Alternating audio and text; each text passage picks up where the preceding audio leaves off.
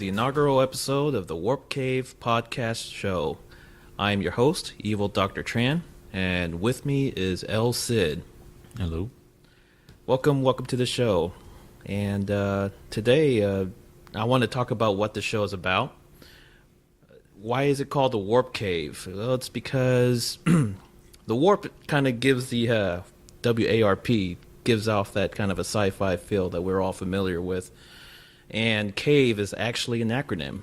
So what's the acronym? CAVE is for cinema or comics. A for anime. V for video games. And E, entertainment in all its forms. All kinds of forms, including wrestling. Sports entertainment. Sports entertainment, or sports. We can also talk about sports. I know you like to go to the theater. Yeah. I like to put on my monocle on and, check out the Miss Saigon. Yeah, I got my kabuki mask. So I figured that for today's episode, we're going to do a review of Guardians of the Galaxy. So to lead off, Elcid, what do you think of the movie in general, non-spoilerish? Well, people should have seen it by now. You can actually go buy it already. Mm-hmm. But to keep it non-spoilery, I really enjoyed the whole movie from beginning to end. And it was pretty good ride. It brought you up, brought you down. Oh, that's good.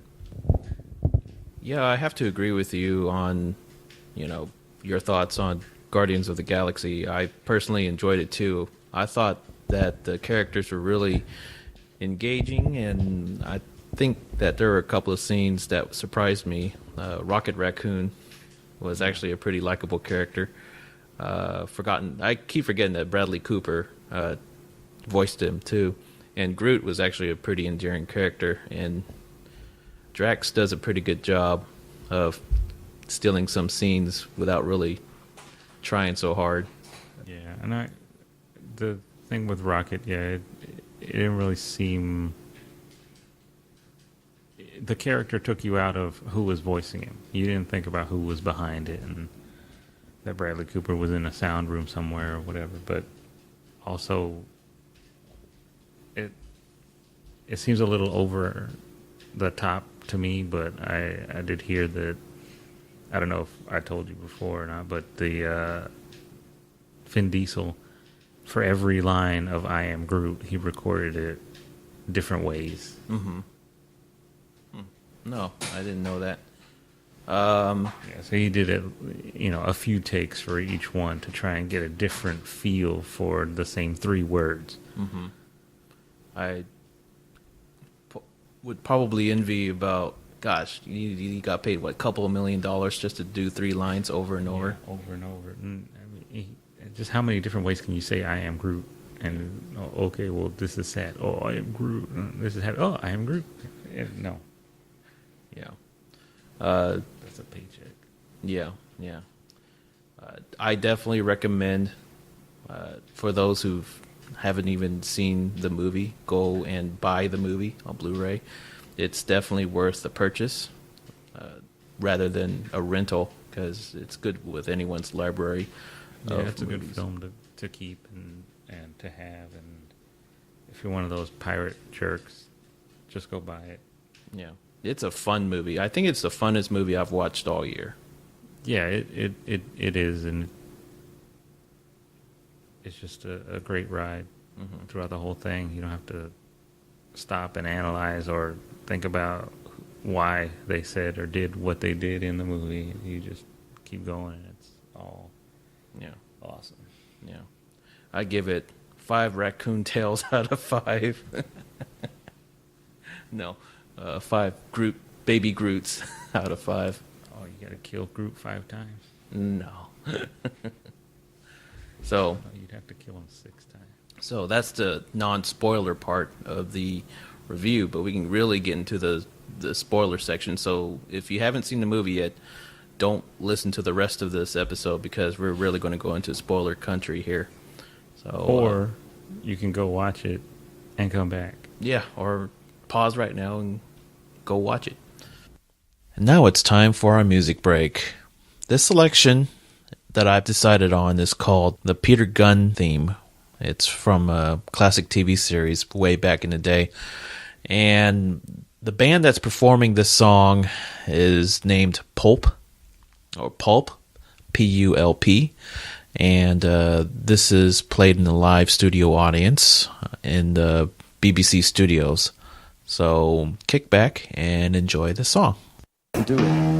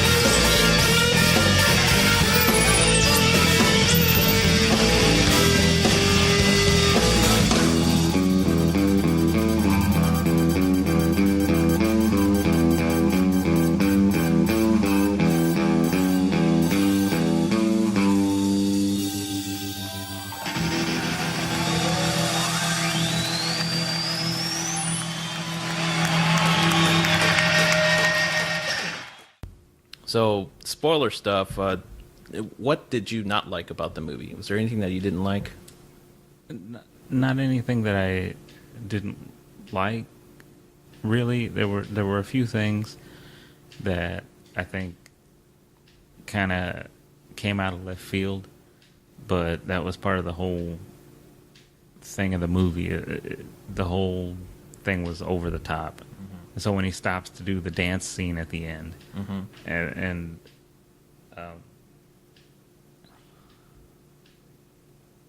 just blanked on the villain's name. Ronan. Ronan, yeah, okay. Ronan's sitting there and he's fixing to bring the hammer down. Oh yeah, let me look at this guy dancing. Mm-hmm. Nah, that seemed a little far-fetched. But it fit with the film. Mm-hmm. So I wasn't too taken aback or taken out of it. And I want my freaking money back. Yeah. I'm not the type to pick up on plot holes real quick on the first go or anything like that. Generally, if I really enjoy a movie, I would probably blank out someone who hated the movie, because it's like someone crapping on your own party in a way after you enjoyed it. But I understand what you're getting at. yeah. Your sly, subtle hints. But one of the things I did kind of notice is that a lot of the Marvel movies do tend to have weak villains, and I think Ronan's kind of a weak villain. Yeah, he's a prick, right? He wants to, destroy Xandar, but really, it's like a really good villain is like you can empathize. Okay, you can understand his point of view, and yeah, it's like okay. But in this one, he's just a fanatic, and the only cool thing he did was he just flipped off Thanos. But Yeah. can you when was the last time Marvel had a really good, strong villain in any of their movies? Well, Sandman from Spider-Man 3. Yeah. I hated that. I hated that character. Oh, you hated Sandman. Oh, okay, you're just being. No, I didn't see Ronan as being as weak, like you say. Mm-hmm. There wasn't a whole lot of backstory to him. Mm-hmm. If you got into the whole, I'm sure there's more in the comics. I haven't read all of them, but if you get into the reasons for him turning into the fanatic, if they flesh that out more, then it would have been maybe made him a stronger villain in the movie. They only had so much time. Yeah. They couldn't bring up everybody's backstory. They didn't need to do a montage of Peter Quill growing up to have you know that Yondu is his father figure. Right. Yeah, they did a really good job of hinting at Rocket's background too. In the prison scene where he was drying himself off, you could see the scars from the cybernetic experiments that he had to endure. Star-Lord freaking out. Yeah, Drax was pretty cut and dry. Gamora, you know what her background was. She's rebelling against Thanos.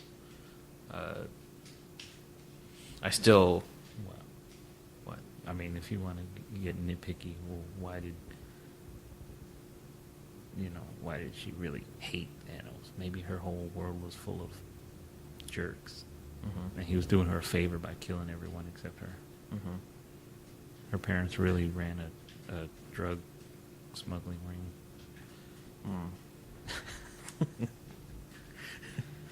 Let's see. There's nothing really to pick the movie apart. No, nothing too big, nothing bad. You can say, I wanted to know more about why Rocket was experimented on or who experimented on him. But that is something you can flesh out in a sequel or something like that. That was one of the good things about the movie is it's not important to the plot, so they just kept it out. Right. And you just go along with it because you don't really need it. It doesn't drag the story down that you don't know what Drax's wife looked like, what his child looked like, or what Gamora's parents were like, or anything like that. Right. Or, like I said, like what life was like when Quill was growing up. Right. Those pretty minor complaints, and really it doesn't really detract from the movie at all. Although after talking about those, we could talk about the stuff that we really liked. So the beginning of the movie gave a pretty good impression about Quill and his relationship with his mom. I kind of had a problem with that, though. Oh, did you? Because it almost made me cry. It hits me right here in the heart. I can't be looking weak at the movies. What's up with this? Thank God it's dark. Yeah, no one can see my tears. But it did, like you said, it did show that he really had a special bond with his mom, and that came back up later in the film when he didn't see Gamora reaching for her. He saw for his hand. Mm-hmm. He saw his mother. Right. Yeah, it's a nice little bookend to that first scene. Mm-hmm. I really do like the banter between the characters, especially Drax, Yeah, when he took things literally. way too literally. I did see something online about some of the deleted scenes that got put back in, and one of them was the grandfather actually saw Star-Lord being taken up, and they were going to try and explore something with him trying to get, Peter back. Yeah, I don't recall seeing that in the Blu-ray, which I do have. The Blu-ray itself, the picture quality of the Blu-ray is immaculate, especially on the 1080p television. Everything's just crystal clear. And anyways, I digress. I need to go grab some 3D glasses and see it. I think it's only $19.99 for the 3D version, $14.99 for the regular Blu-ray version. Yeah, well, In its first week of release, so it's still first week of release right yeah, now. until Tuesday. But I still haven't tried out the 3D features on my TV, so that might be one to try it out on. It's worth it. I've seen the 3D effect on my parents' TV, and it's pretty immersive, depending on the movie. That's cool. Yeah, I will not be buying adult features in 3D. yeah.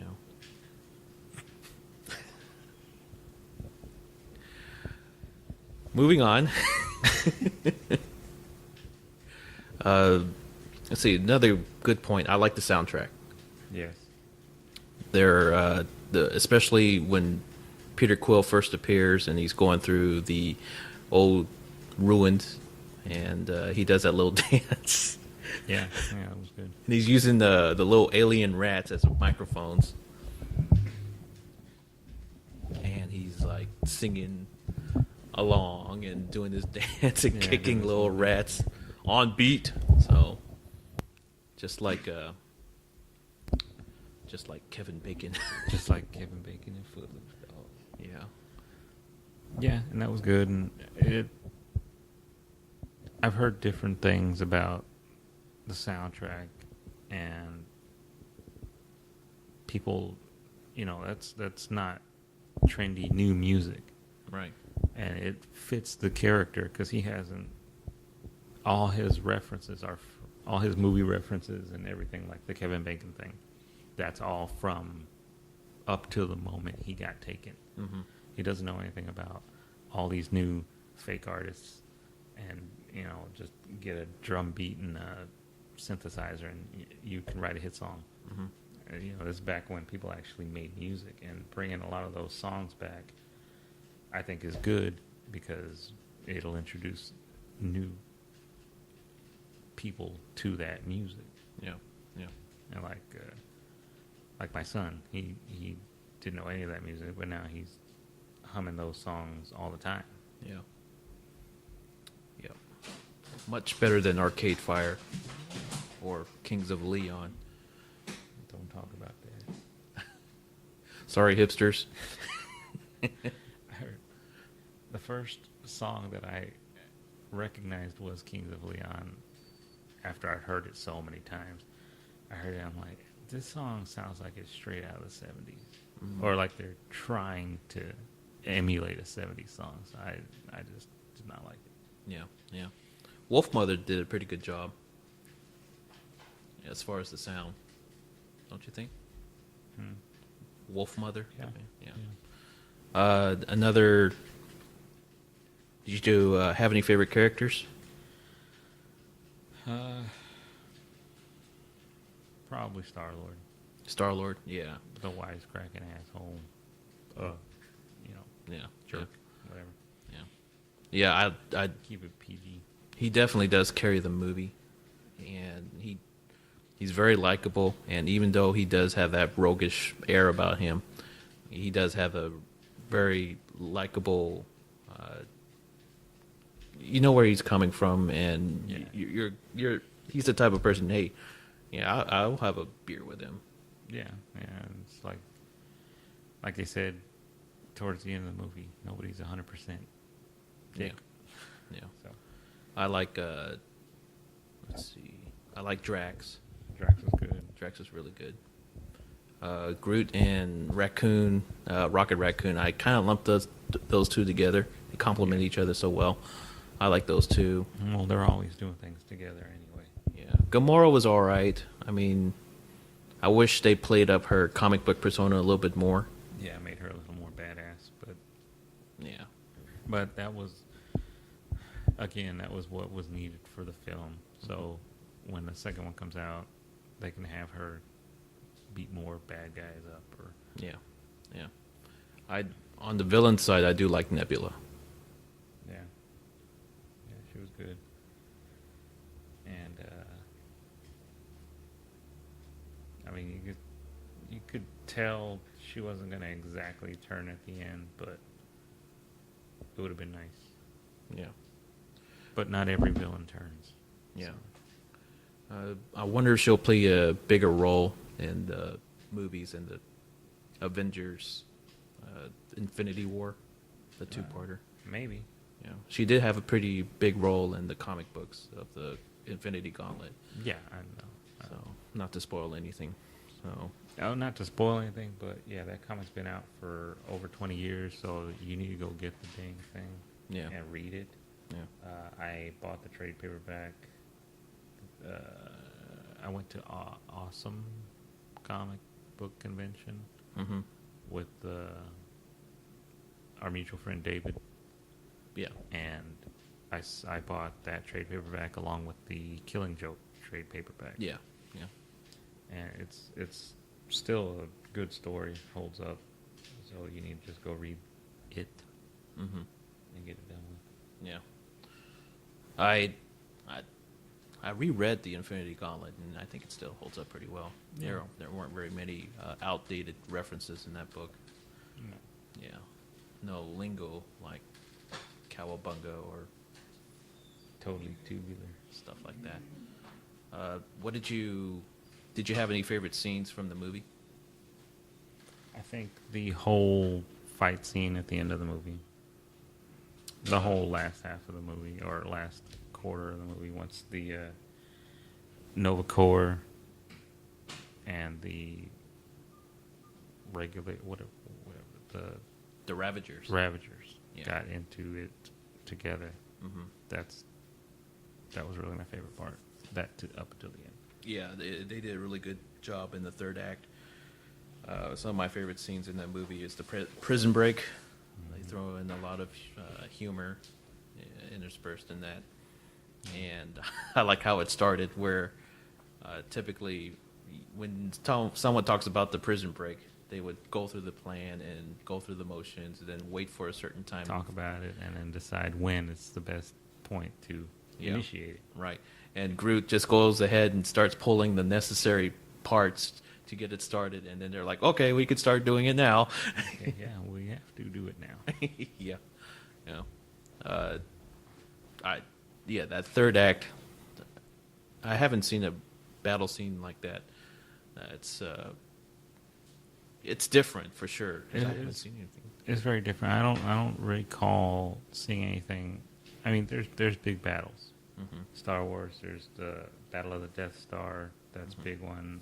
The Yavin 4 battle, whatever you want to call it. And then even when they go to Endor and try to destroy the second Death Star. I mean, there's big battles, but you only see part of it. But this is one of the first films that actually I've seen that backs up and shows you everything all at once. Right. Not just this section, that section.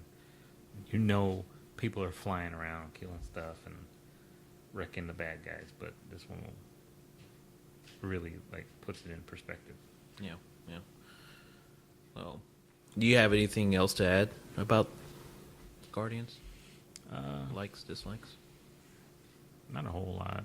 Yeah. I don't have a problem with the length of it. Maybe there were a few more scenes explaining stuff, but I don't. You didn't really need them. Right. I thought it was edited pretty well. What needed to be shown and what needed to be conveyed was done. Yeah. Well. Yeah. I did buy the Blu-ray this past couple of days ago, and I did get a chance to go through some of the bonuses. One of the featured bonuses on there that might be of interest to anyone who's into filmmaking or any of the backstory of the movie itself was there is a Peter Gunn audio commentary on there. Disney does a pretty good job with all of their picture transfers, and it's immaculate, as I said before. Also, it does come with a 45-minute behind-the-scenes documentary on there too, and then an exclusive first look on Avengers: Age of Ultron. Yeah. And deleted scenes. I watched a couple of those, and the gag reel was pretty enjoyable too. Yeah. No, I saw a different game. It could be the same one that they released online. So I didn't see the one that's online. I can't remember. I think I saw it online, but Yeah. But yeah, the Blu-ray is chock full of features, so you'll get your money's worth out of it. So it's a good stocking stuffer for those who haven't bought the movie yet. Or if you can't wait, like me, just go buy it and then watch it. Right. Stuff the box in your stocking. Yeah. So that concludes our review of Guardians of the Galaxy. Obviously, we both agree, and really most of the folks who've paid money to watch it in theaters have all enjoyed the movies, which is always a good sign. They've already announced a sequel, and they pushed it up a little bit earlier in the release date, so we'll be seeing it in 2 years. And Yeah, I mean, I don't know.